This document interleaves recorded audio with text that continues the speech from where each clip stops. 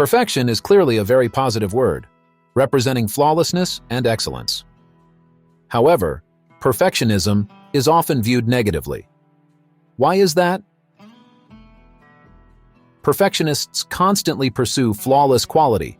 Never satisfied with just being good, they aim for greatness. This type of perfectionist is familiar to us, often evoking images of individuals like Steve Jobs or Kobe Bryant, known for their relentless pursuit of excellence. While their standards may sometimes be excessively high, as long as they don't drive themselves and others crazy, it's not a significant issue. So, why are perfectionists often seen in a negative light? Because many self-proclaimed perfectionists never act on their ambitions. They use perfectionism as a grand excuse for their inaction. Perfectionists who actively pursue perfection use it as a guiding principle, striving for excellence in their endeavors.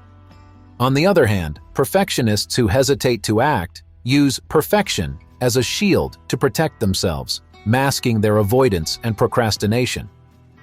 The greater issue is that they are often unaware of this psychological contradiction, convinced that they are simply waiting for the perfect moment to take action and achieve perfection. Over time, this not only hinders personal development, but also causes psychological anxiety due to stagnant progress. In essence, the majority of individuals who label themselves as perfectionists are, in reality, inactive perfectionists. This is why the term perfectionism has taken on a negative connotation. In Stephen Guise's book, How to Be an Imperfectionist, he details various problems associated with the perfectionist mindset. Here are some of its characteristics. 1. Using excessively high standards as an excuse for inaction. Perfectionists set extremely high standards for themselves. To achieve a perfect performance, they believe it requires ample time and effort in preparation. Logical, right? Also, timing is crucial. They can't act hastily and must plan thoroughly. They claim not to fear taking action, but are simply delaying, because they want to avoid presenting mediocre work due to their pursuit of perfection. This logical reasoning allows them to comfortably stay in the serious planning stage indefinitely. 2. Not losing is more important than winning. Perfectionists know that to win, they must take some risks. There's a chance of stumbling, looking foolish, being crushed, unable to recover, or being associated with the image of a failure. However, not losing has its advantages. It allows one to maintain an image of having untapped potential, as if they're reserving their best performance for a special future occasion. In their careers, they may seem to hold back, preserving their best performance for some undefined future. In social situations, they avoid genuine connections, pretending not to care, and when rejected, they attribute it to the other party not seeing their full potential. In terms of health, if they don't feel well or aren't in their best physical condition today, they skip exercising. We all understand a simple truth. As long as you don't step onto the stage, you can never lose. As Brené Brown, the author of The Power of Vulnerability, said, "Perfectionism is the 20-ton shield that we carry around, hoping that it will keep us from being hurt. In reality, it only keeps us from being seen, eliminating the risk of embarrassment when unseen." 3. Perfectionism can add an air of mystery to your inaction. I know a guy with grand ideas and theories about entrepreneurship. Listening to his confident statements, you might think he's a successful entrepreneur in the startup world. In reality, he's an employee at a company and has never ventured into entrepreneurship. According to him, to realize his perfect entrepreneurial blueprint, he needs to wait for certain connections, specific data, and the right timing. If he were to act now with his capabilities, he could certainly achieve some level of success, but it wouldn't meet his ideal standards. So his entrepreneurial theories remain untested. If you don't try, others cannot confirm whether your abilities are high or low.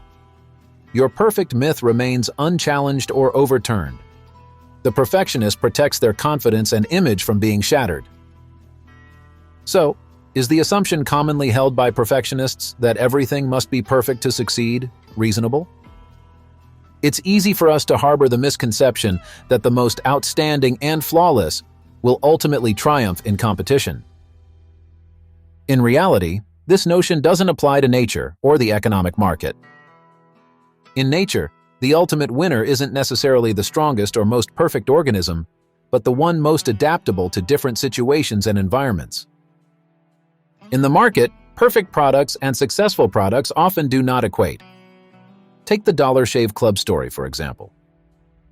Is their $1 razor perfect? Well, if compared to the high-tech, high-quality products from Gillette or Schick, it's not even in the same league. Everyone agrees that if there were such a thing as a perfect razor, Gillette or Schick would come closer. But did the imperfect Dollar Shave Club succeed in the market? They disrupted the two giants in the razor industry in just a few years, reaching a revenue of $240 million in 2016, ultimately being acquired by Unilever for $1 billion. Most of the time, perfection is not linked to creating success. Good enough is often sufficient. ChatGPT, even in the eyes of ordinary people, is undoubtedly imperfect, not to mention from the perspective of AI engineers. Why didn't OpenAI make it perfect before launching? Simply because it wasn't necessary. Will anyone question OpenAI's great achievements due to these so-called imperfections? Now, we understand that perfectionism is unnecessary and often irrational, which is seemingly a psychological defense mechanism of those afraid of failure seeking to avoid risks. For those who have been influenced by this mindset, Guise offers many solutions. One of the best, in my opinion, is to categorize tasks in our lives into binary tasks and analog tasks. Binary tasks are straightforward. Either you complete them, 1, or you don't, 0. For example, turning on a light switch. Even if you stub your toe or accidentally spill some coffee on your shirt while walking over to the switch, as long as you still manage to flip the switch, the task is considered perfect. There are no gray areas, only 1 and 0. The focus is on task completion, not on how well or poorly it was done. Analog tasks, on the other hand, are more complex and don't have clear success or failure criteria. For instance, giving a 30-minute speech in front of 5,000 people. The result is not just perfect or a total failure. It falls somewhere in between. You might perform smoothly, or you could mispronounce a couple of words or tell a joke that falls flat with no reaction. Regardless, the focus of analog tasks is on how you perform, not on whether you did it or not. Perfectionists tend to categorize most of life's tasks as analog tasks, making it challenging to satisfy completion standards, because analog tasks have inherently vague and complex success standards. Suppose the perfectionist's task is to write a book. Naturally, they hope it must be a perfect book. Otherwise, there is no point in writing it. Defining what a perfect book means, for example, is subjective and difficult. Does it mean flawless content? 5-star reviews from all readers? Winning literary awards? Topping sales charts for 8 consecutive weeks? Or all of the above? All goals in life must be clearly defined to have a chance of being achieved. Vague goals like perfection make it difficult for perfectionists to take action. However, one can decide which tasks are binary and which are analog. Treating tasks like giving a speech in front of 5,000 people as a success is reasonable. Achieving such a feat, regardless of the outcome, is an accomplishment that most people never achieve in their lifetime. Is it necessary to impose additional conditions on it?